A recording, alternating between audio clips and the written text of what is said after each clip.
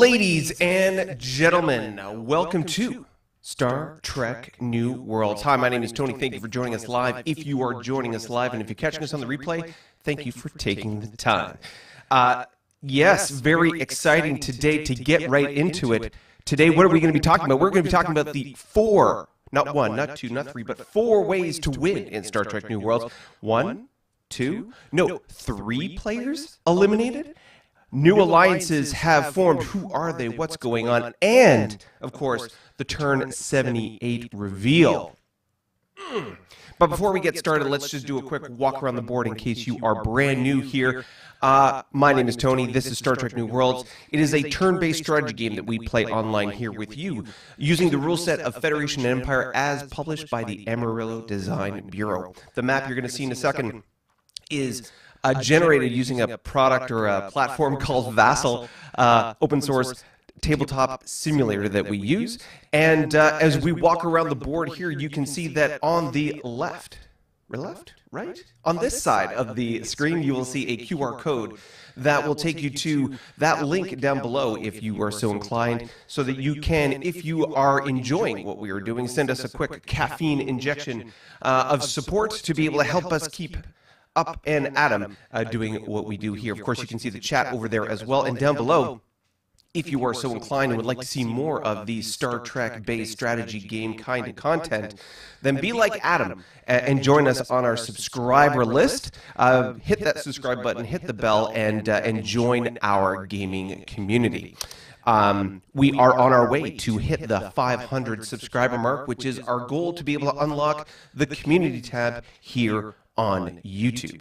But otherwise, if you just want to have fun, play, and have a good time, then please be a subscriber. If you are enjoying it so much that you would like to send caffeine our way, then please feel free to do so. And if you're going to be like the folks who are in the chat right now and are part of our Discord community, want to be part of some of the narrative, the banter that goes back and forth between players, and to potentially be part of a future campaign, you can hit one of the tiers there, the coffee and Discord tier that allows you to join our Discord channel and be part of our online community, shaping the next game as it comes down the pipe. But before I get sort of into the thick of it, let's go into the chat and quickly say hello to those who are in our community today. Ladies and gentlemen, Eugene, our public affairs officer, press agent, marketer extraordinaire, has started us off once again to the tune of "Take Me Out to the Ball Game," and it's 1, 2, 3 piece, 3 strikes for a piece in the galaxy. Juggies strike again. 3 warring empires gone to force peace to the galaxy, and with peace comes fleet cap costs, perhaps leading to the cruelest twist. While the Hydrants forced war exhaustion, the Juggies now give peace, which, along with fleet cap fees, force players to destroy their own ships. Or will the United Empires finally realize the Juggy threat and unite to defeat them? A very different show in store for today, with the power of the Juggy menace now in full display. I get this impression that Eugene wants us to focus on the Juggies. Maybe? Anywho, say hi to Bill. Bill is in the house, otherwise known as Captain Adam. And of course, we've got Paul Williams, and Will Culbertson. What's up? Major reverb today, he says. Oh, well, let me get rid of that right now. All right, you let me know, Will, if the audio sounds a little bit better there. Hopefully that solved it for you. All right, let's get rolling when it comes to what we're talking about today. Actually, let's do a quick just restart there. If that reverb was in full effect in stereo sound for you, Will, let's do a quick recap. Thank you and welcome to Star Trek New Worlds. My name is Tony. This is the turn-based strategy game that we play using the rules of Federation and Empire as published by the Amarillo Design Bureau. Shown for you here on the map using Vassal, our tabletop simulator that shows you the map and how we're moving stuff around. If you're joining us for the first time, feel free to hit that subscribe button down below, like Adam, and help us get to the 500 subscriber mark, where we can unlock the community tab and share with you all the exciting pictorial news about what's going on in this game. If you are already a member or already a subscriber and want to be able to send us a little caffeination goodness, then please feel free to use that QR code there or the link down below in the chat. It's also there, coffee.com/New Worlds. And you can send us a little caffeine injection, or if you want to take the tier to be able to join our Discord, then feel free to do that too. Nothing but excitement and witty banter back there on the Discord channel as part of our community growing out this game. So with that said, hopefully that sounds much better. There we go, much improved. Right on, right on, right on. Okay, well, let's roll into the exciting and delighting things that are going on. As always, it's exciting when you have to deal with technical challenges on the fly. It would seem that I would show you this very funny frozen screen, but let me just quickly refresh. Oh, goodness gracious. Hold on. Let me refresh the local desktop capture for this. Goodness gracious here. Okay, let's swap that out. I apologize for the on-the-fly changes that we have to make here, but this is the exciting stuff that happens when technical problems happen when you are live. But we won't let it deter us. We shall roll right into the map. All right, ladies and gentlemen, boys and girls, we'll start straight off with a recap of Fleet Cap and EP.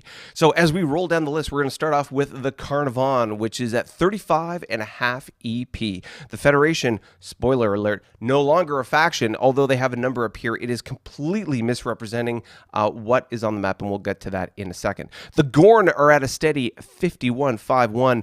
The ISC are at 44.5. The Klingon Empire is at 67.5. Oh my God, what is going on there? We're going to talk about that in a moment. The Lyrans, again, another faction, spoiler alert, that is no longer in the game. We'll talk about that as we roll on here. The Riemann Empire, 61.5 EP. Oh, damn. The Romulans at 48.5. And this is the one that gets me. The Tholians at 62.5. I know why that is. I'm just looking at the map now, but I can just tell by that number, I know what that's about. But so much excitement that's going on today. Before I go any further, I am remiss if I do not throw us into the galactic news. I do apologize for not rolling into that sooner. Let's get into it right now. The alerts are coming in. Breaking news. I hear it now.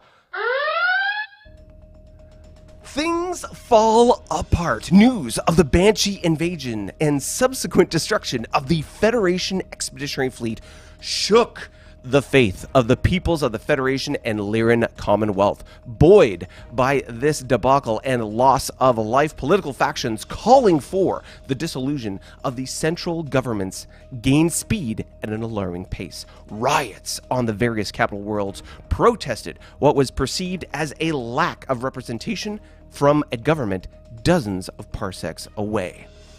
The center cannot hold. As the Federation and Lyran government struggled to hold their polity together, a cell of techno-anarchists introduced a virus into the navigational buoy network that caused millions of beacons to self-destruct.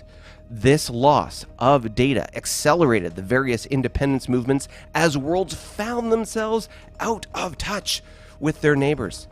In a paroxysm of nationalistic fury, each local government declared itself independent, and almost overnight, the Federation and Lyran empires ceased to exist. Admirals of the various fleet elements were quick to call to those loyal and took what ships they could back to their homeworlds, resulting in the division of the Empire's fleets into a number of smaller Royal Guard squadrons. Mere anarchy is loosed upon the world. Meanwhile, on the other side of the galaxy, the last gasp of the Hydran kingdom was heard. The great prophet sent out a final order to the far-flung fleets. This order was apparently automatically interpreted by the computers on Hydran military vessels and bases, initiating a warp reactor overload and total destruction. Similar explosions were observed in many population centers on New Hydrax as well. Their former allies, the Carnivons, immediately moved in to establish order on a world in the throes of chaos. It seemed that His Holiness hysterically hurled a hydrogen bomb hand grenade at his helpless Hydran henchmen. And what rough beast! It's our come round at last.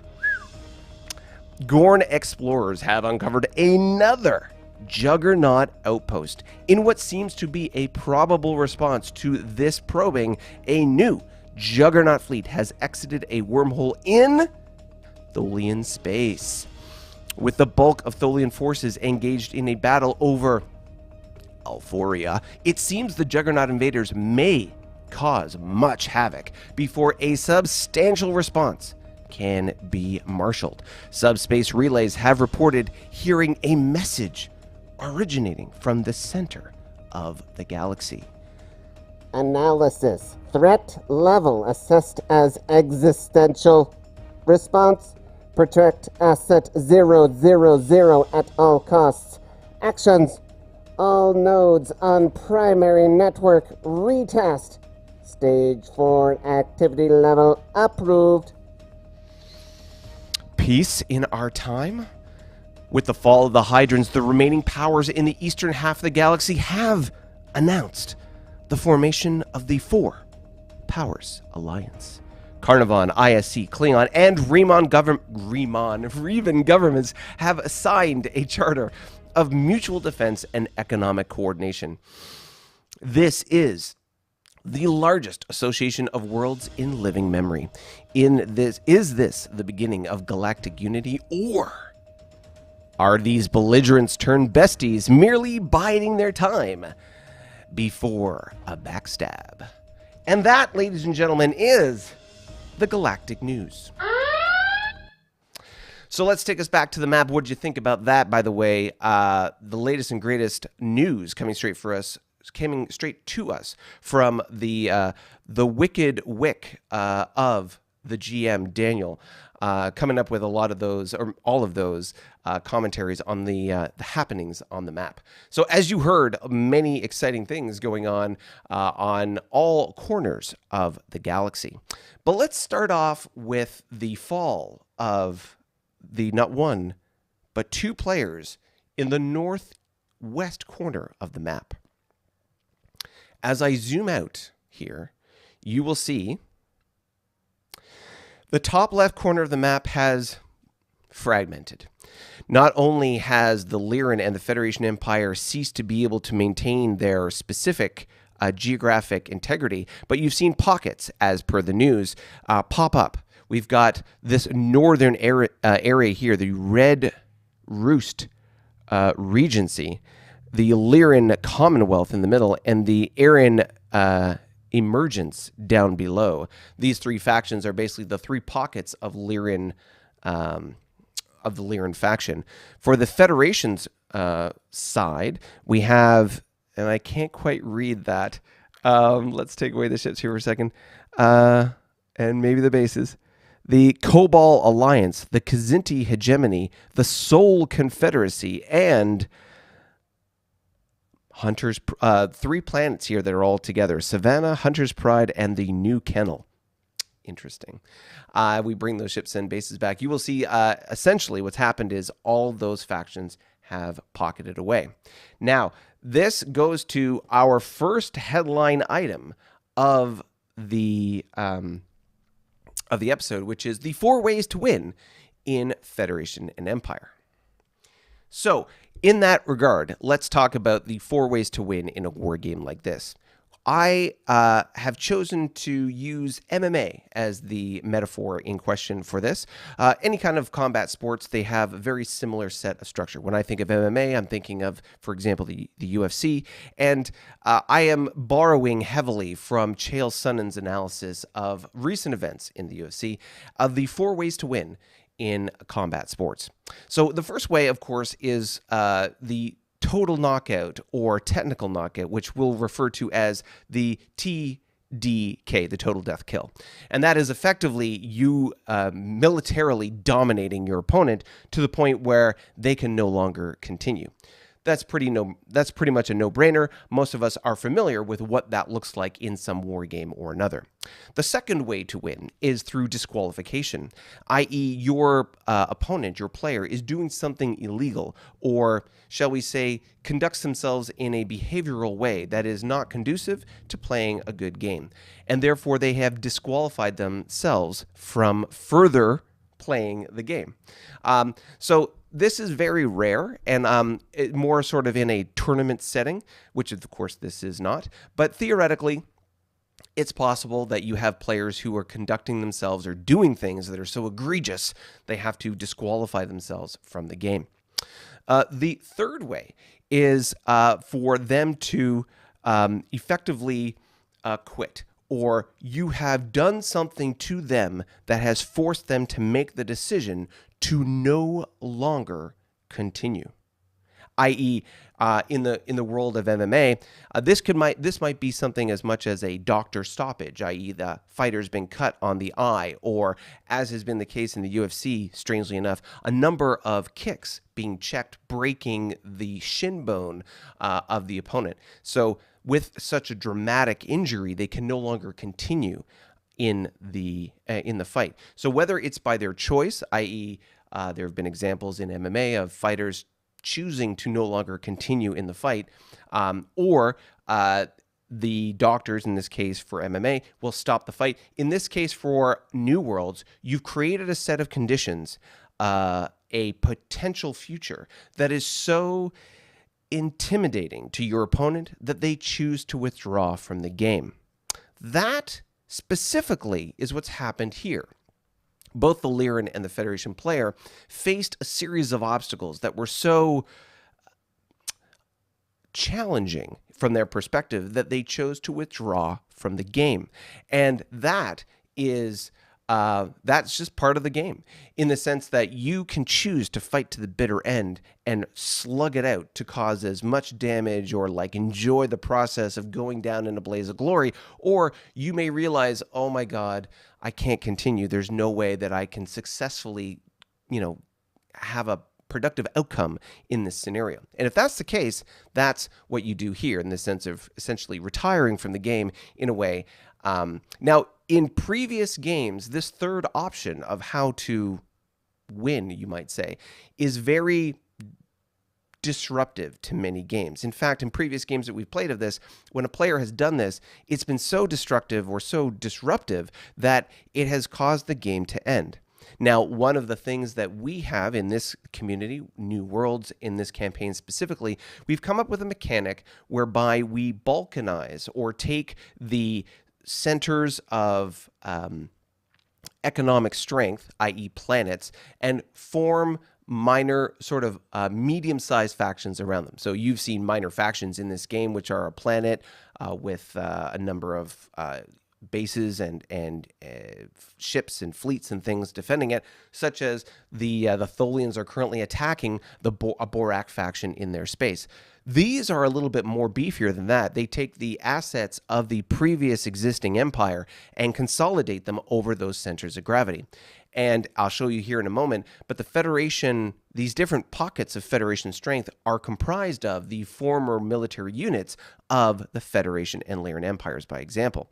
So what we've done here is allowed the space and the resources that those previous empires controlled to still be available for other players to be able to go in and conquer, but it's certainly it's not an easy thing to do, and it's more than just a speed bump. It's quite a hurdle to be able to go in and sort of challenge the area for these resources. So that's our third way of fighting.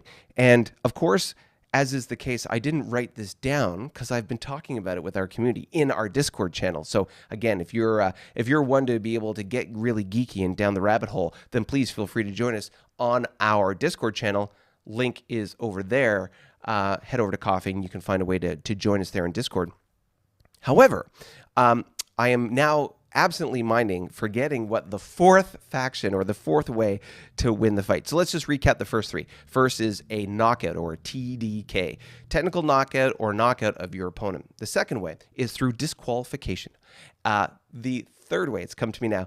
The third way is this forcing your opponent into a position where they cannot continue, i.e. they choose not to continue, which has been the case here with the Feds and the Lyrans, or they cannot continue, as the example I was using with the fighter, getting a cut or breaking a bone by example. Now, the fourth way that you can win in a game like this, or in my metaphor, the UFC, is through points, i.e. we create winning conditions around which you gain certain points. In this case, for us, it's very much the economic strength, i.e. EP, and fleet cap. We have those numbers that we can measure with Vassal. And so when you reach a certain point and perhaps you overwhelm your opponent, there might be conditions in the future where we can set a criteria that if you get to a certain milestone, you sort of win the game. We haven't done that in this particular campaign, but I would liken it to mission Risk. If you've ever played Risk with those mission cards, it's very similar in the sense that you've accomplished an outcome or an objective, and if you accomplish a certain number of those, then you win the game. More than just the global domination of the conventional one-on-one or, toe-to-toe kind of game that you might play in Risk, but that kind of thing. So again, the four ways, 1, 2, 3, 4, that you can win. 1, total death kill. 2, you win by points, so to speak. 3, unfortunately, you get disqualified and then win by default. And 4, and the way that we've seen happen here today, is you've created such an obstacle, such a hill to climb, such an intimidating series of events that you provoke your opponent to retire early. So those are the 4 ways that you can win in Star Trek New Worlds. How we can sort of codify that or make that more sort of substantially bracketed out in the rules as the boundaries and limitations of how we play this game is very much up to every GM and how we move forward. But as is the case in this particular iteration in Star Trek New Worlds, those are the 1, 2, 3, and 4 ways that you can win this game. But let's roll into the map once again.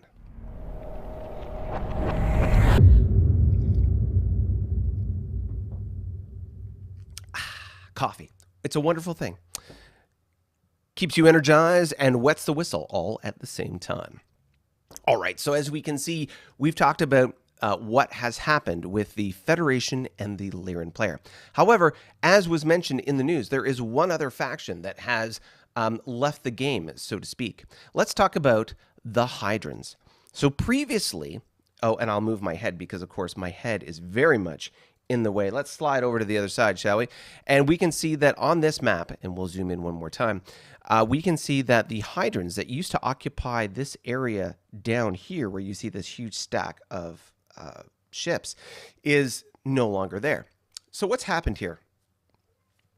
If you recall, and if you've seen over the past very numerous number of turns, the Hydran theocracy, the player playing the Hydran faction, has engaged in a prolonged war with the ISC and the Riemann Empire. Both those factions, first the ISC and then the Riemanns going in to back up the ISC, have engaged in a prolonged conflict with the Hydrans. Now, because we talked about TDK, this has gone to the point where in this turn 77, this is the turn 78 map, so as 77 was being processed, there was essentially a total death kill coming. And in an effort to retire gracefully, the player who played the Hydrans, instead of getting sort of completely crushed, chose again to retire gracefully from the game and surrendered. That is absolutely, totally, par for the course. Once you've reached that point where you can sort of total death kill, you have created a series of circumstances where the player chooses to retire. And that's exactly what this player did. This player not only perhaps realized that they were in a non-winning environment for quite a long time, but chose to live or play out this game for as long as they have. So kudos to the Hydran player, Jim in our chat, who's not here today, but Jim is our Hydran player, and he has retired from this game. And in that process, basically what happens is turns over his assets, in this case, to the Carnivon player. And much like when a minor faction is incorporated into a player faction in this campaign, any military units that pre-existed disappear. Now, there is also, when you think about the role-playing aspect, you could theoretically trade, sell, or otherwise donate your ships and or fleet to the other player. But in an effort to avoid a disruptive or imbalancing action that would cause, for example, a retiring player to donate their fleet, in this case of 50-plus ships, to another faction and then sort of really skew the scales when it came to how the game was being played.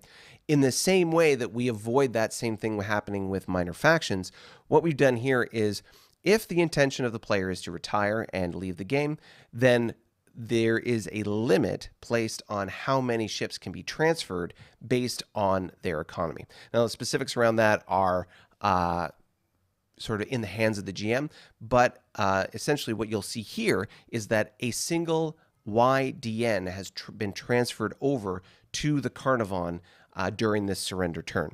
So you can see that here on this planet, the YDN is there. But none of the bases and all that infrastructure that previously existed as the Hydrans has, poof, disappeared. And that was sort of laid out in the narrative of the Galactic News with the sort of the self-destruct code that was transmitted to all the Hydran stations, and poof, they went. So very interesting, especially considering that many of us, other players in the area, had anticipated the Hydran player being there to be able to attack and destroy and so on. And you can see that sort of play out in the distribution of resources now. If I take away the bases and ships of this area, a couple things you'll notice. One, you can see, obviously, no more green, and all the former green assets have been taken. They have changed ownership over to other factions. Now, if we bring the ships back briefly, you'll see, for example, the Klingons move ships there to be able to take those resources. Same thing with the Remans and the ISC. However, any resource that didn't already have a unit or a faction unit on it to flip it has gone neutral, which is what you see here with this white and blue unit right there. So that's what is going on right here with regards to the map. Now, I'll take away the ships really quick so you can get a better look at the new distribution of the map. It might seem a little confusing, so I just want to be really clear. The neutral zone that you see here is a sort of north-south division between the Carnivons and the Klingons and the ISC and the Reman. Now, the ISC and the Reman have been sort of really mixed together for a very long time, so their borders are still being negotiated, or they're figuring that out. With the Carnivon and the Klingons, we were very clear about how we were going to divide things, and this is the border that has been agreed to. So you can see the division of assets and resources and so on, and so that's where that border is.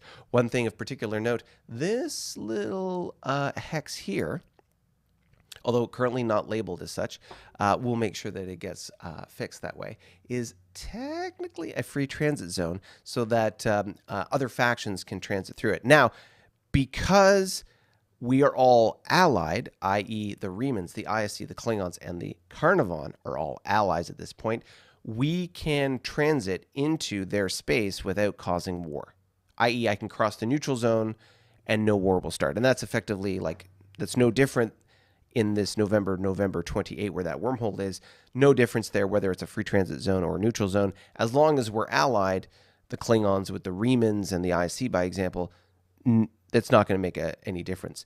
The big thing here is just that those four factions now can freely move back and forth across those neutral zones. they still have to have supply, and that's a whole nother kettle of fish, so to speak, whole nother bag, baby. But that's something that they can do. Let's bring back the bases and the ships. And why don't we start from the very top and we'll work our way down, because boy, there is a lot to cover. We're going to cover the Four Powers Alliance very quickly. Then we're going to roll over to the Romulans and the Gorn. And then we're going to spend a little bit more time talking about the Tholian situation and what's going to happen with that new balkanization, or the sort of the pepper potting of Fed and Lyran factions. So let's start off. And I'll move my head over to the other side just to make it a little bit easier to see. Let's look at what's going on here between the Remans and the former Lyran power. So you can see here that, of course, if we take away the ships real quick, bases have been destroyed.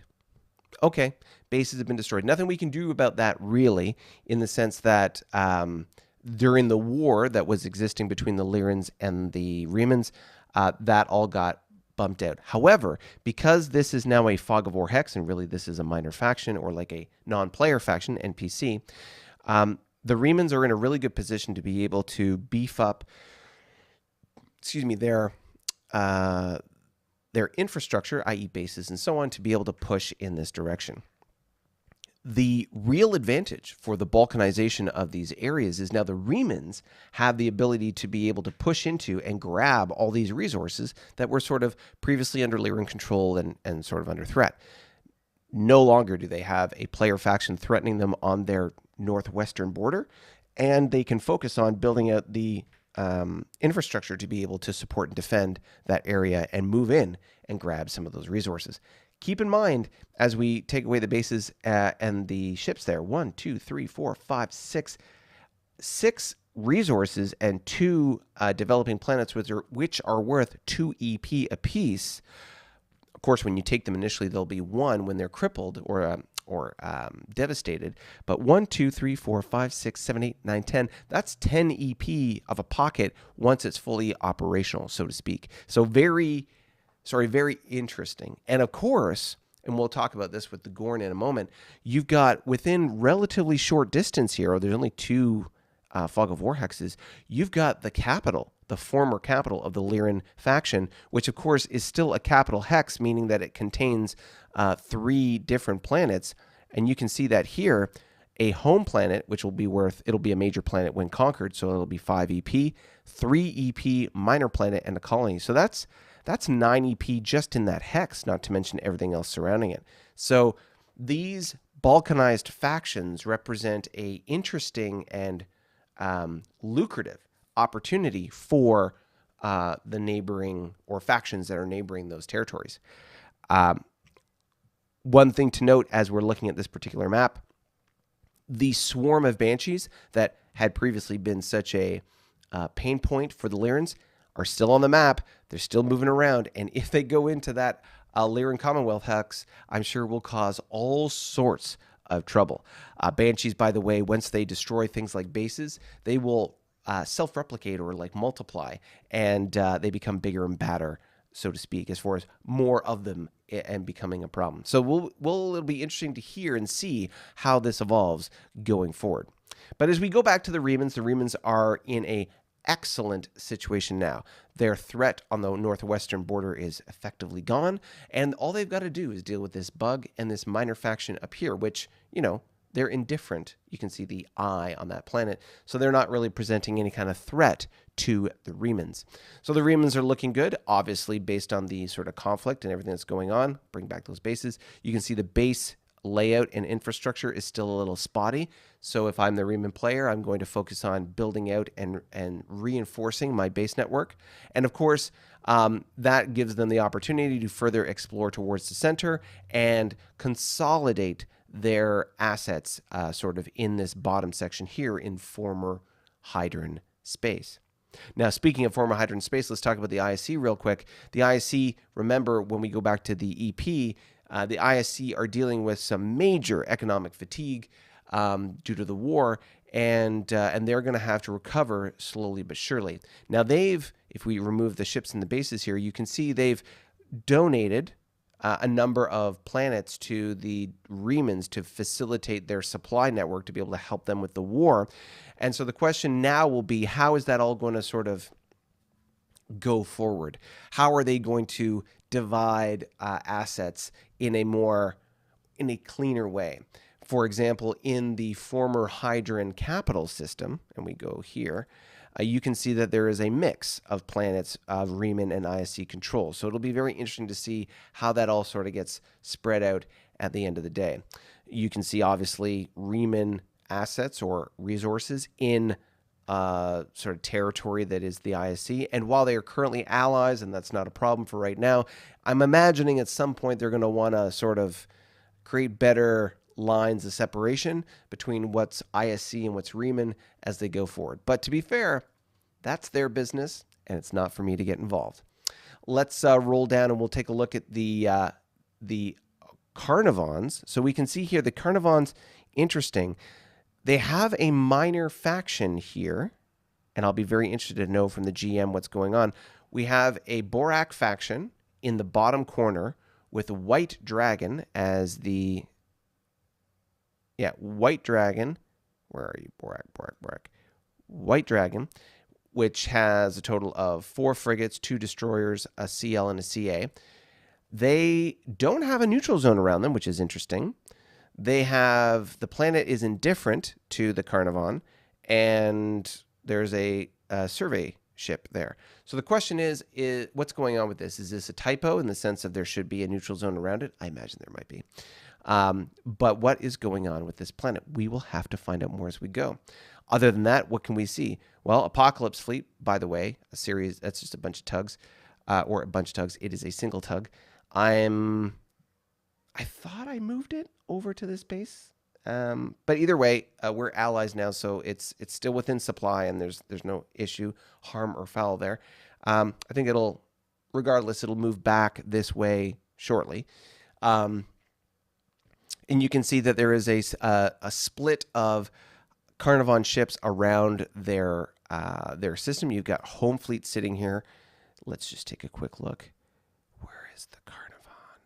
Carnivon Home Fleet is 9, 3 drone bombardment destroyers, a destroyer, 2 light cruisers, a CA, and a DN. So interesting. Still sitting there on this planet, not within movement or sort of attack range of any particular target. Fair, but interesting that they're still floating around. We've got, for example, a CL here on this minor planet, which is Arbor, and then of course the rest of the Carnivon fleet. We've got Ruby, Sapphire. Let's see here, Ruby. There we go, Ruby, Carnivon, Sapphire. So you can see here they still got, the Carnivon that is, they still have a number of crippled ships. And then, of course, if we go up to Topaz and Diamond, originally those fleets were probably going to get involved in a big fight to take the Hydran homeworld. But as you can see, that didn't happen. And so all those crippled ships never occurred. Interesting to note, and it was mentioned by Eugene in the chat, that when you go into peace, you don't have unlimited fleet caps. So there is a limit to how many ships you can support. Give you an example. If you are in M Tech, the multiple, so you have your total economy times a certain number. In W era, it's 5, I believe it's 5. Here, I'll just switch over here and I will just check my own sheet. I believe it's 5, 6, 7, and 8, but I'll just double check and make sure that I am bang on with regards to that number. But essentially what happens, like I said, is you have your economy.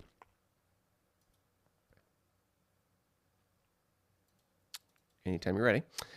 Your economy times a certain number, and that gives you the fleet cap. So yeah, for W era, the number is 5. For Y era, it is 6. M is 7, and GW is 8. So for example, let's look at the EP for the Carnivon, which is right now 35.5 EP. So 35.5 EP, trusty calculator on my phone here. So we do 35.5 EP times 6, which because they're in the Y tech area at this point. 35.5 EP times 6 gives them a total of 213 fleet cap, meaning that is the maximum number that they can support without paying overage. For example, let's look at fleet cap again. And if I look at fleet cap, it takes a second to pop up here. The Carnivon have a total of 551. Ooh, baby. So minus 551. That's a difference of 338. And if you times that by the overage cost, which is times 0.05, that's 16.9 EP that they have to pay every turn to maintain their current military. So if you take that off their current income, that leaves them 18.5 income just to spend alone. Not include, so if they pay for the fleet that they have, they only have 18.6 income left to spend. So that's very detrimental, as you can imagine, to their ability to go forward. So just something to think about for players as they go forward. The fleet cap times, or rather your income times your tech level, gives you your total fleet cap that you can support. By example, or by contrast, I should say, with some of the factions that are in MTech, I'll just use the Klingons because I know the numbers. So 67. Well, I don't have the EP right there. 67.5 was, 67.5 was the Klingon economy. You times that by 7, which is the multiple for MTech, and that gives you a total of 472.5. So the current Klingon fleet cap right now is 413. So the total number of ships is less than what I can support, therefore no overage costs. So very interesting to see how that sort of all pans out and how sizes of economies matter when it comes to sort of building the fleet that you're going to use to fight any future war, by example. All right, that was a little bit of a talk through. Let's go back to the map real quick, and I will walk us through the rest of the Carnivon and Klingon side, and then we'll jump into the chat. All right, so we talked about the Carnivon and their distribution of ships. Keep in mind, as we zoom out here ever so quickly, they do have this large area in the south as part of the negotiated peace settlement that they continue to explore. Also, on their Kilo wormhole right here, that Kilo wormhole shows up, that Kilo wormhole shows up over here. So while it's a little isolated, it gives them a window into, or a doorway into this area. So if they are concentrated in their effort, they could build bases through the wormhole. We know that the Carnivon have the tech to be able to transit wormholes. So they can transit the wormhole, set up bases on this side, and maybe make a run for the Lyran home system, as it's the closest and highest yielding economic target that they could go for. So maybe this is a great reason or way for them to use that massive fleet that they still have. They could just literally throw it through the wormhole, build a couple of bases to be able to facilitate supply to this area, and then start taking the former Lyran home system. That could be an interesting way to go. Interesting. Okay, so that's the Carnivon. Keep in mind, like I say, the Kilo and the Juliet wormhole. The Juliet wormhole, by the way, right above my head there, where the R&D team is here, it shows up here and goes into Romulan space. So it's just something to think about. The Juliet wormhole being right on top of the Carnivon home system. An interesting vulnerability. If we look at the Klingon system, what do we got? Well, the biggest change really is, of course, the border, meaning that this faction stretches all the way up to the top here, and it's quite It has quite reach. Obviously, the effort and energy going into the center of the map isn't there yet, in the sense the effort to go into the center is kind of not quite there. But as you can see, the area of Klingon coverage, we'll call it, is rather interesting. If we take away the ships real quick, you can see that a planet has been discovered, or colony, I should say, has been discovered here in between these bases. So it's an interesting location. Colony that will very quickly, hopefully and shortly, become part of the Klingon Empire. We've also got a dragon, or a monster, that's shown up in the bottom corner of Klingon space.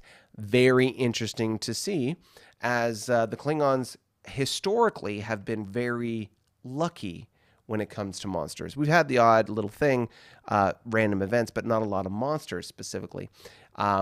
So that'll be interesting to deal with and figure out how we're going to manage this little guy here. Also, his location is interesting in the sense that it's within a couple hexes of a planet, which is alarming. However, it is...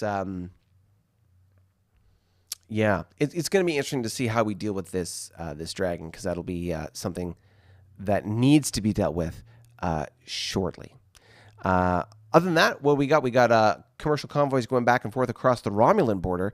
You can see one here, Romulan convoy that has just finished and arrived at its destination at F44, and the Klingon one arrived at Bravo 45 here and disbanded. So a little back and forth going on there. But with that said, let's jump into the chat. All right, ladies and gentlemen. So I want to say thank you, everybody. We are currently at just a smidge under the double digits for our audience here on the live stream. We are currently 9 viewers watching us in the live. Feel free to hit that thumbs up button if you haven't already. As I can see, we have 6 likes relative to our 9 viewers. But with that said, let's look at what everyone is saying. So, yes, Paul. I hear the two voices reverb thing. I know exactly what was causing that, and that has been otherwise corrected. So we'll make sure that doesn't happen again in the future. Bill says, I just want to say I offered to join an alliance before I joined JEG, aka Juggernaut Expeditionary Group. Interesting. Bill Smith, an alliance with Tony and the Klingons. Bill, only one marker of Banshees left. Yes, well, the Banshees either have consolidated. There were 2 markers, and one of them had been sort of beaten up. And so we'll see how that sort of manages itself going forward. If they attack and are successful in the home system of the Lyrans, well, that'll be very interesting to see how those Banshees get out of control. Wouldn't it be weird and an interesting challenge to deal with if the Banshees basically ran rampant in old Lyran space and cleaned house? Just like devastated all the bases and everything and just multiplied into a horrific thing that we would all have to deal with. It would be like an infestation. It'd be such an interesting sort of story narrative that would happen. That would be kind of cool. All right, what else we got here? We've got Eugene. Please discuss fleet cap and penalties for being over while at peace, especially given that they still suffer war fatigue. How much EP versus fleet cap costs for Riemann and IC? So hopefully, Eugene, I just did that. Hopefully that sort of met the mark for you in regards to that commentary. If you need me to map it out some more, here's the quick numbers.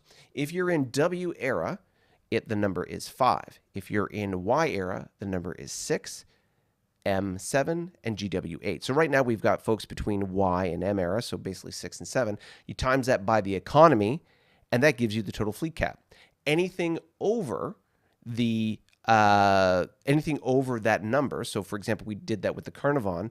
We did the math on that for the Carnarvon. If your fleet cap is if your fleet cap is over the total number that you can support, which is your tech era times your income, then you pay 0.05 EP for every point over, which in the case of the Carnarvon was nearly half their income. So it can be quite significant and important to note, because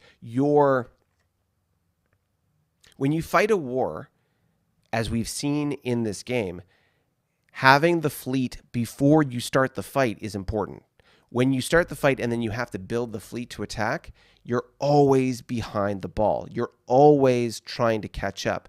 It's a critical weakness. So you have to have the fleet ahead of time. And if you're trying to sort of balance yourself out and prepare for the fight in advance, you need to make sure you have all those units ready to defend. So having a standing army or standing navy in this case, your ability to maintain that large military force is dependent on the size of your economy. The bigger your economy, the bigger your fleet can be, and so on and so forth. So this is why I really recap not only the EP, because the EP is important for your ability to build stuff and build ships and bases and expand, but also it dictates the size of your military, at least at peacetime. When you go to war, it's a non-issue, but something to think about.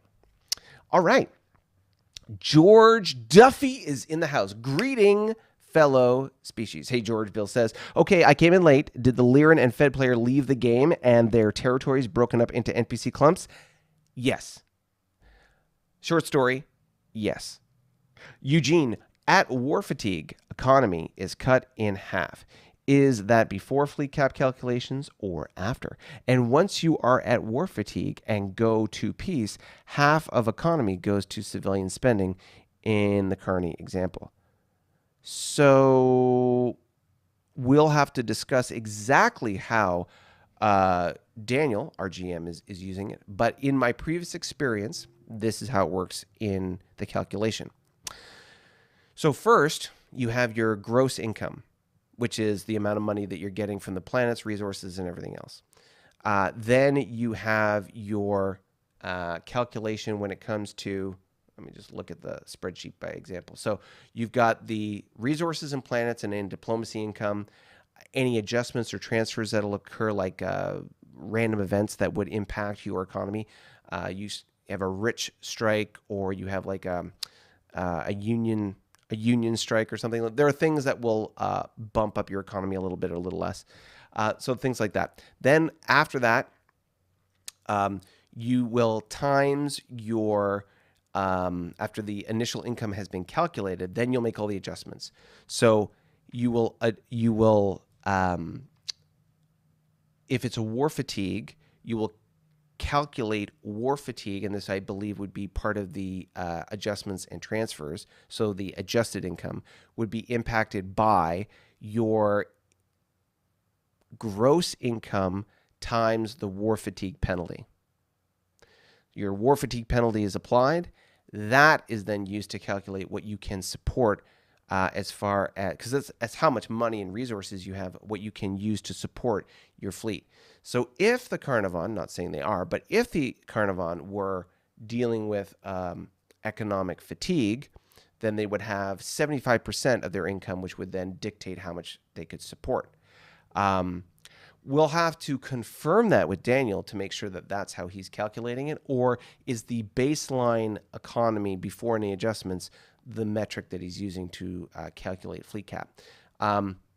Interesting to note, different GMs might interpret that a little differently, but as I understand it, it's gross income and then the calculations get applied, i.e. the adjustments around war economy and various other things. The rationale behind that would be your economy suffers essentially damage in its ability to generate resources, money and GDP and various other things, to be able to support your military effort. And therefore, when you're recovering it, just like any recession or depression, your economy is struggling to get back. So while your gross potential might be X, the actual output or GDP of your economy is less than, and that, based on that amount that you're actually producing, is what you can support.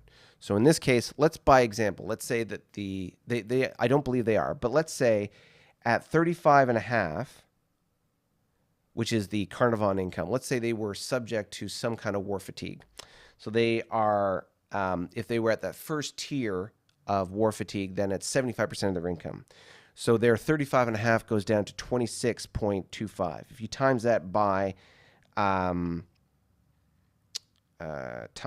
6, which is YTech, that means whoops, try that again. 75 times 0.75, and then you times that by 6.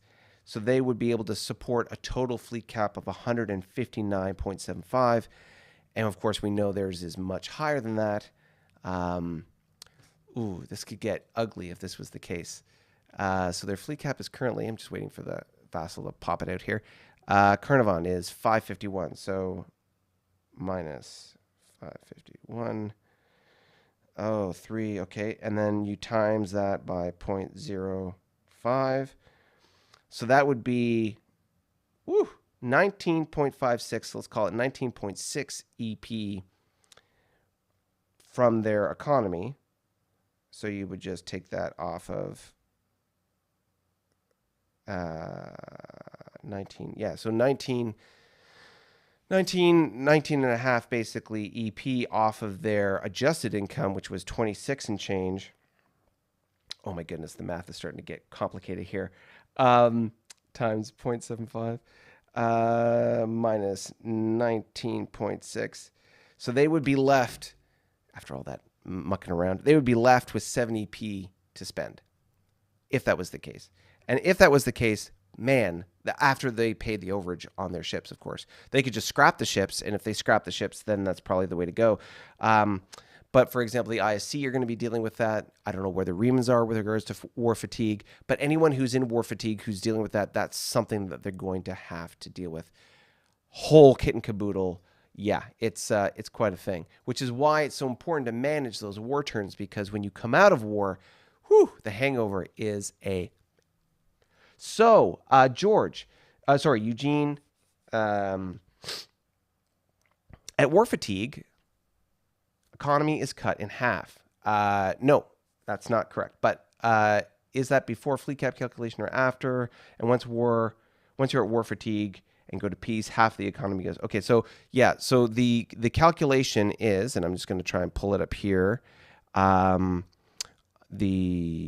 campaign info. So I'm going to pull it up on the screen here, and then I'll show it to you in a moment. Let me maximize. Let's see here. Where is the war fatigue? Oh, I think it's on economy. Yeah, okay. So let's zoom in here. All right, and let's swipe on over. Okay, so this is the spreadsheet that we use for the early years campaign, or this is the amplifying rule set around Federation Empire. So as you can see here, at peace, you get 50% of your income. So at peacetime, if you're totally, that's a whole lot. I didn't calculate the peacetime income. All right, so when you're at peace, if your total EP is 35 and a half, you're only actually taking in half of that income to spend. There's the kicker.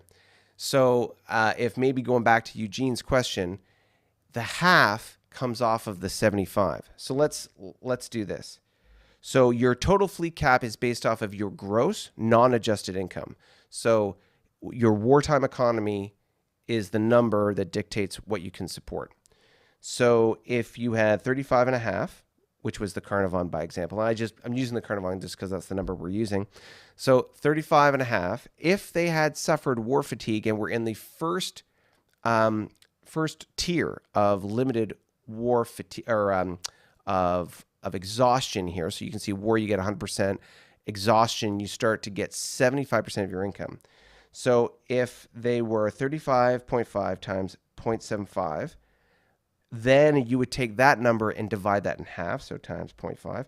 So they would only have, before any other adjustments, 13.31, so 13.3 income to spend every turn if they had suffered any kind of war exhaustion.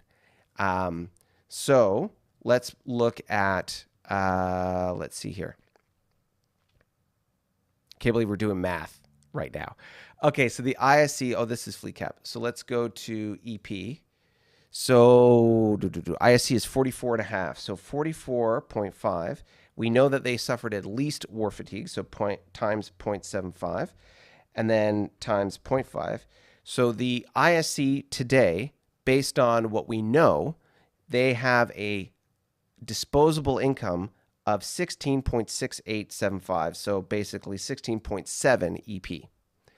That's their disposable income per turn. And you can do that math essentially for everybody. So here you can see at peace and limited war, those calculations are applied after you calculate war, the war, like whether it's exhaustion, collapse, unrest, anarchy. So this first three pieces here, peace, limited war, war, gets applied after you apply the exhaustion. So your gross, then you apply the economic exhaustion, collapse, unrest, or anarchy. Then you apply the rest of this. So war, there's no other calculation. There's no other adjustment to make. If you're at limited war, then you would, like, for example, be 75% of 75% in the exhaustion case, by example, and peace would be 50% of that 75%, and so on and so forth. If that all makes sense. Whew! Damn. That's a lot of math. Let's get back to the chitter chat. Woo! All right. So hopefully that makes it. So Eugene, when it was 16, how does that compare to what they can spend after the civvies? So hopefully that little calculation we just did there makes sense. For example, we just did that for the ISC. George, the fog of war hexes inside former Lyran and Fed, when explored, will they show what they formerly, or will it randomly generate new resources and hexes? Great question. The GM Daniel has indicated that this will be fresh in the sense of, well, I shouldn't say that. What he's indicated is that you may find what was there before. You may find new stuff. Who knows? So I don't know.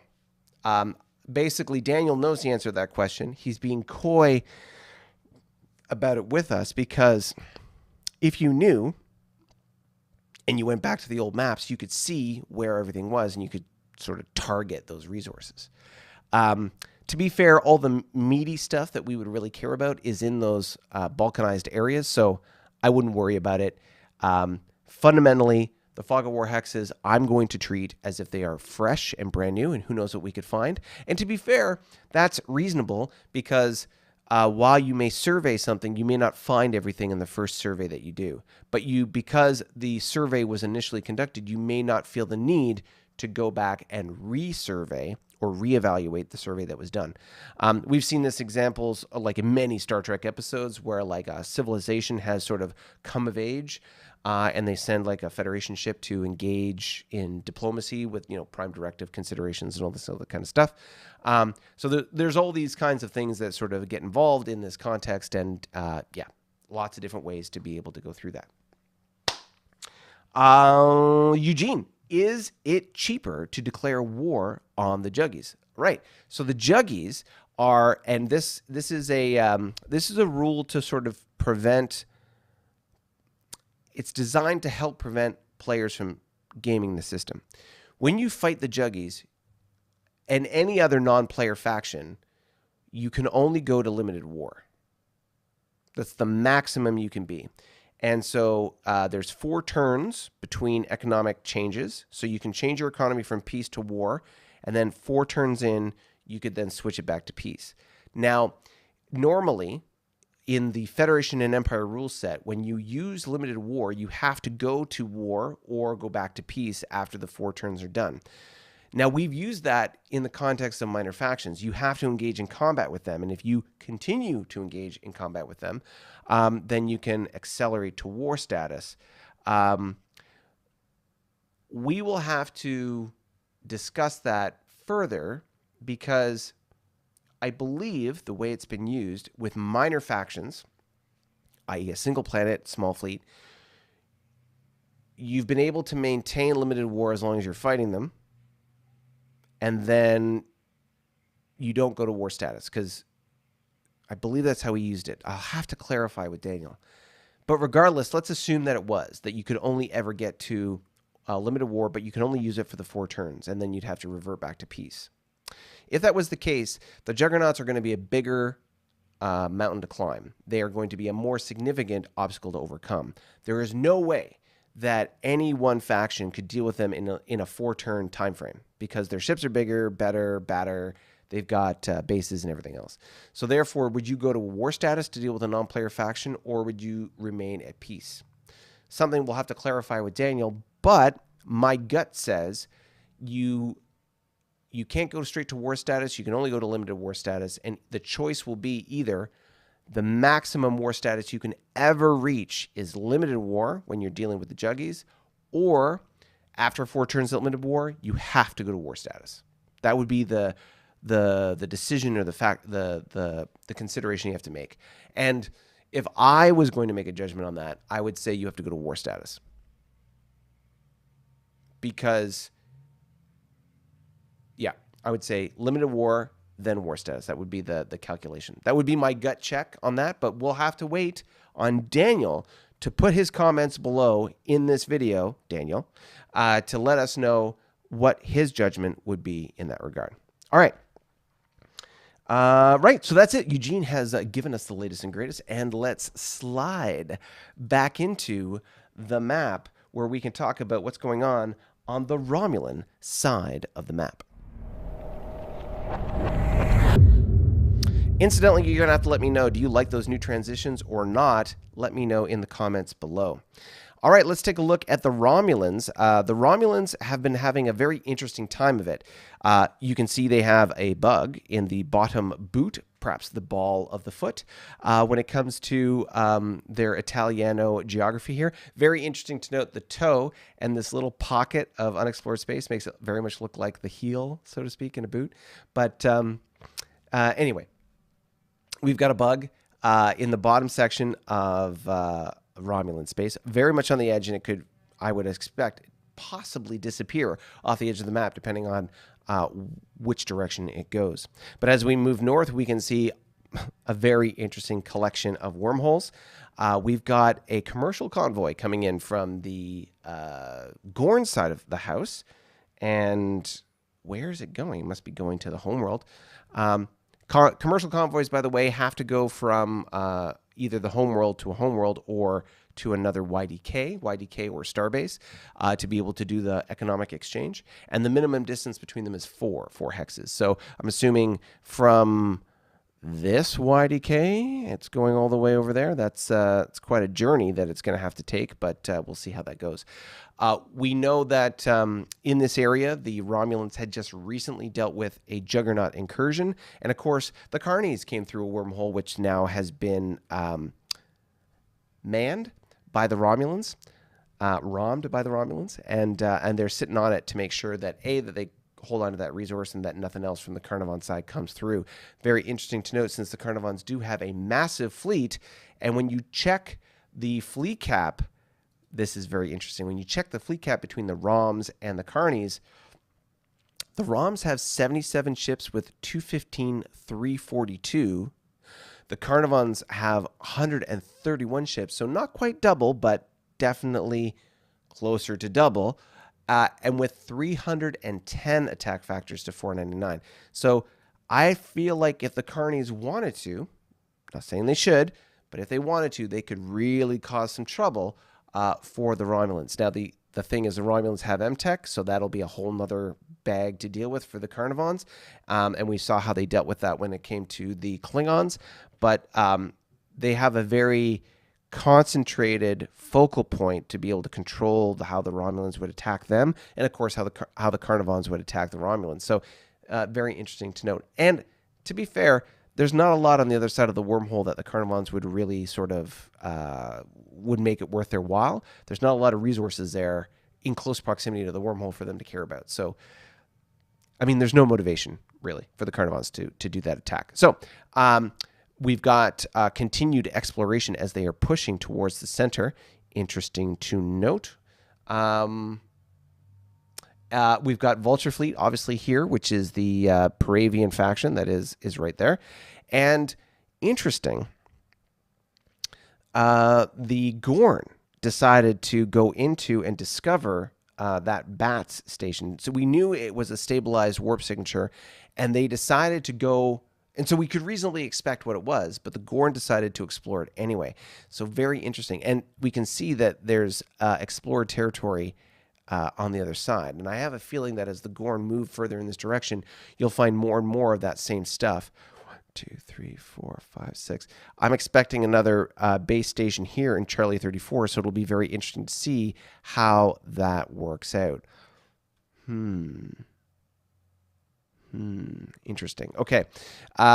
So anyways, these are exploration fleets from the Romulans, and let's just do a quick confirmation here. But I do believe that the Romulans, this is 16 to 20. Yep. I mean, 20th Legion. Oh, no, I guess we got 18th. So 18th Legion is this one, which is a YFES and a WSN. 10th, 11th, and 15th. So let's look at legions. So we got 11 and 15th. So 11 is a YWB with a crippled YSN, and the 15th is their survey cruiser with a YSN. And then the 10th Legion, let's just take a quick other look for the 10th. And the 10th Legion is YWB with a YSN. So cruisers, survey ships, working their magic to try and get further up there. Now, if we look at the bases, whoops, bring back the bases, you can see that they have a base that they're finishing up this turn here. I think it's this turn. And so they'll have a further reach, 1, 2, 3, 4. They'll have further reach to be able to get further and further into the center of the map.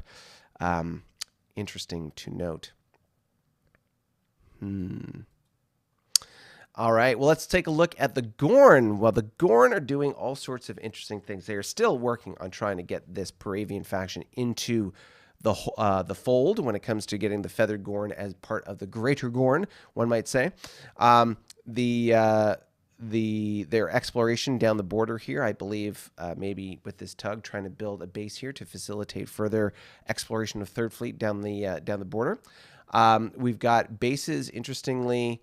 Not a lot of bases being built from the Gorn side, I don't see, but we've got AA Wormhole. We've got some ships there. Victor Wormhole. We've got Mobile Fleet, which again is that W era fleet. This Quebec Wormhole is the wormhole that shows up in the right above my head there. Whoop, right there. That's the YDK on the other side of that. I believe if I'm the Gorn, I'm going to try and grab this resource and maybe negotiate a little elbow of or a little nook of territory over there, so that I'm not getting into a fight with the ISC, which would be interesting to see if they were to do that. And yeah, so continue to explore. They've decided to unveil or reveal the Juggernaut base here. It'll be interesting. Last time when the Remans did this, the Juggernaut sent a fleet to the Bats, and then, well, there was consequences after that. So it'll be interesting to see if the Juggernauts, played by Daniel, our GM, will send a fleet to this Bats and what will occur as a result. And let's take this opportunity to talk about what's going on with the Tholians. So a couple of key things. One, and this is the thing that kills me, this planet finally, the Kzinti planet finally switched over and became part of the Tholian Empire. Bugger. Also, they took this planet here, Alphoria, which was a Borak planet. So previously a medium planet, or it is a medium planet.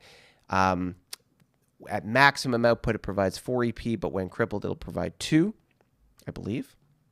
Let's pull it out here. You can see medium planet. Where's the economy? So, yeah, medium planet provides 4. Does it not say here what they do when they're crippled? It doesn't. I feel like it provides 2 when crippled. It might be there. I'm just missing it. Hostiles 50%. Oh well, I think it's. I think it provides 50%. When crippled. So so it'll provide 2. So 2 for the medium planet, 2 for this planet. Actually, no, this is a full 4. So that's an extra 6 EP that got added to their economy, which is why they're at 62.5. And I was concerned about this. I knew they were going to pop over. Curses, curses, curses. Anywho, we can see they've got their wormholes with their bases. Nothing too exciting. The biggest sort of change for them, not including the Juggernauts, we'll talk about them in a second, is the elimination of the neutral zone in the top area here. So they have effectively opened up a northern area of exploration, which of course, considering what they've got on the go here, may provide some challenges, because after all, look at this. This is the Tholians' first encounter with a Juggernaut fleet. Now let's just take a quick look at Raider Fleet 1. Oh, interesting. Okay, so this is not the big baddies that we've seen before. This is merely a small fleet. To be fair, in my opinion, this is the GM being nice to Derek. If we had understood that the level of the size of the fleets that the Juggernauts were dispensing was increasing, this is sort of like what we'll call like tier 1, tier 2, tier 3. They were at tier 2. This is more the tier 1 fleet. This is what we were first encountering when the Juggernauts showed up. 3 frigates, 3 destroyers, a light cruiser, and a heavy cruiser. And to be fair, this is going to be more than enough to deal with the Tholians. It'll be very interesting to see how the Tholians deal with these guys, because they're pretty substantive. And there's a 30% chance at the very least that Raider fleet is going to pop one of these bases. It'll be, let me see, what's Tholian's second fleet? So Tholian's second fleet is only 2 cruisers, 6 YPCs, and a destroyer. Not enough to make the difference, but it'll be interesting to see what so the Tholians have this great capability of doing the pinwheel. Just makes them harder targets as far as defense factors. So, but they don't have a lot of offensive firepower. Like, they don't produce a lot of attack factors. So attack factors being the damage you can deliver. Defense factors mean the damage you can absorb. The Juggernauts, inherently, because of their GW attack and defense factors, they have a lot of both. The Tholians can sort of leverage their defense factor with their special capability. I don't see the balance working out here. I see them having a big problem when they deal with this going forward. So we'll see how this goes as we go forward. But I expect that the Juggernauts are going to run rampant in Tholian space, and it'll be very interesting to see, A, what the response is from the Tholians. I have a sneaking suspicion that the Tholians are in M-Tech, but have chosen not to build any M ships so as to not draw attention to themselves. This may be the occasion that forces them to build M ships, because I expect their M ships are the only ships that they will be able to effectively use against, to effectively get rid of the Juggernauts. Not including this Raider fleet, it's interesting to note, whoops, a little too far. So I've theorized that Charlie 28 is the center of the map. Notice that if this is, we'll call it the perimeter, we know that the Tholian ships are going sort of past the initial perimeter, and they're going deeper into this area. I would be willing to guess that there is likely a base at Alpha 27 or Zulu 26, and that they're going to come across that shortly. I'm surprised there's not something here in Yankee 26. But we'll have to see. We'll have to see how this goes. And I expect, my guesstimation would be that it's going to be bats, and then the next tier you're going to see are going to be star bases. And that those star bases are just going to be too tough to handle for most factions. So we'll see how this goes. And because the Juggernaut ships are so powerful, the question will be, how many of them do they have? Do they have a massive fleet that they can just deploy and kick the bejesus out of everybody? Or is there something else going on? So we'll have to see. We'll have to see how this goes. It's going to be very, very interesting. One, what the Tholians do when it comes to exploring north, south, east, west. How are they going to deal with the Juggernaut factions? It's going to be very interesting to see how this all plays out. Interesting. Okay. All right, let's roll back to the chat.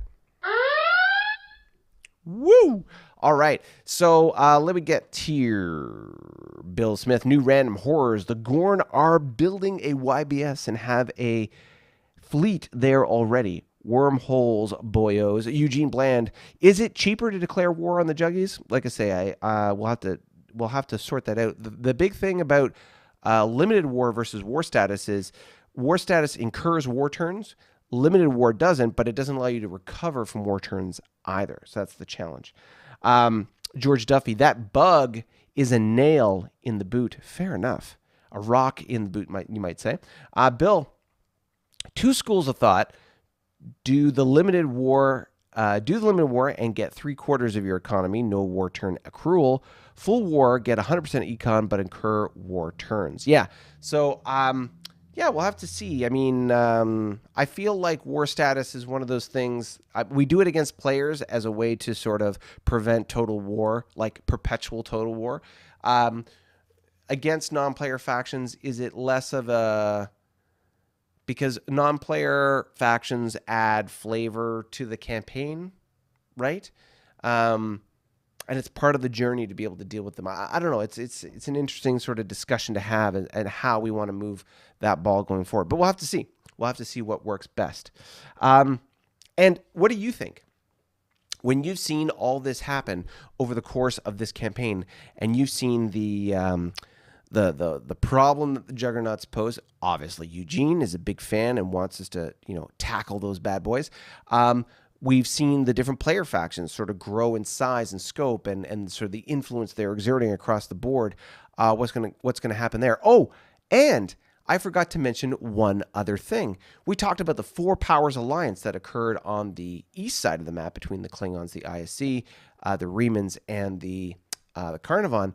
We did not mention that the Gorn have apparently, according to the story narrative stuff that's been announced in our Discord channel, again, if you are interested in Discord channel shenanigans, then feel free to head over to that QR code and coffee link down below, and you can check that out and join us in Discord. But they've indicated that they have joined into an alliance with the Tholians. What? Very interesting. So, why join into an alliance with the Tholians? Maybe as a way to sort of buffet themselves against what's happening on the east side of the map. I don't know. But that was announced, or that happened before we announced the Four Powers Alliance. So I'm kind of confused. And if I'm the Romulans, you've got the Four Powers Alliance on one side, you've got the Gorn Tholian Alliance on the other. What do? If I'm the Romulans, I feel like there is... I feel like I'm getting squeezed. I'm getting squeezed between two big factions. The Four Powers Alliance, obviously, and the Gorn... the now Gorn Tholian Alliance. So what do? How do you deal with that? How do you move forward? I don't know. It'll be very interesting to see how that all sort of rolls out as we go.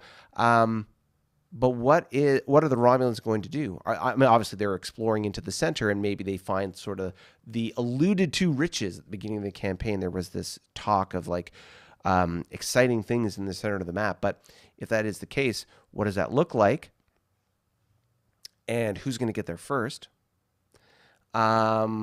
Yeah, we'll have to see. I like I say, I'm very curious to see how this all works, how this is going to roll out. The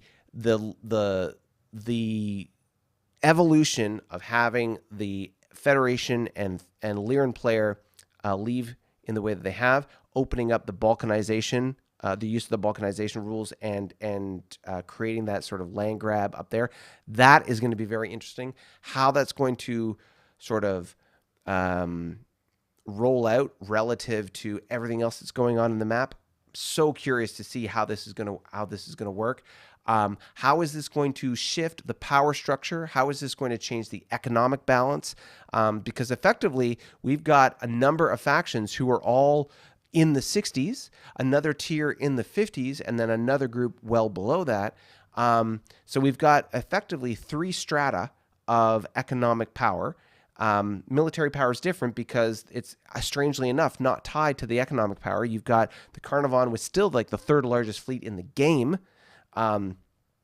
The ISC and the Remans, how they're going to manage their military power going forward, because we know the ISC are suffering economic exhaustion. How are they going to or not maintain their fleets? How is this all going to map going forward? Oh, I don't know. Like, there's so much to discuss, so much to think about, and how this is all going to map going forward.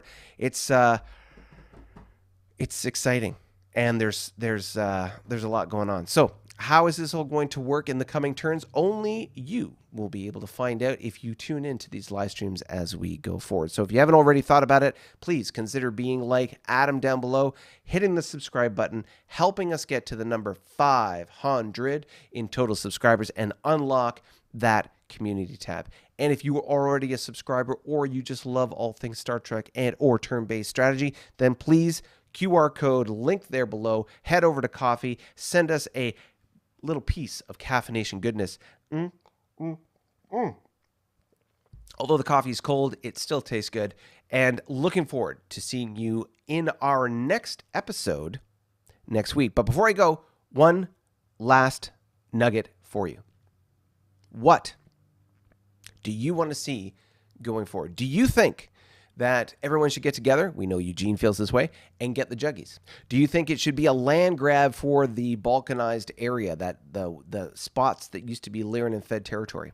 Do you think we should all focus on the Tholians like I do? Or is there some other option that we haven't talked about that you want to see play out? What do you want to see going forward in the game? What narrative, storyline do you want to see a conclusion to, or an evolution of?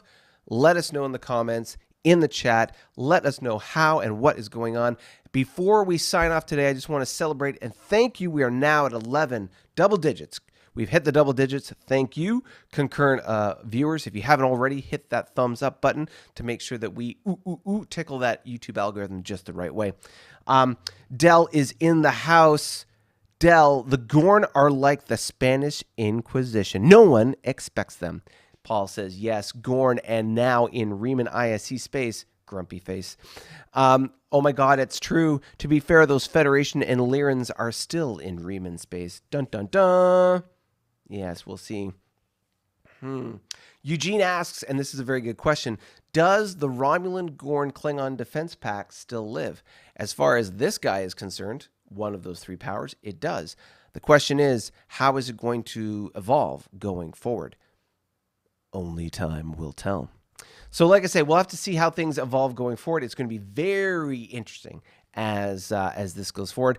Let me know what you think, what you want to see in the future, in the future. Let me know what you want to see in the future coming up, and we will see you in the next episode. Ciao for now.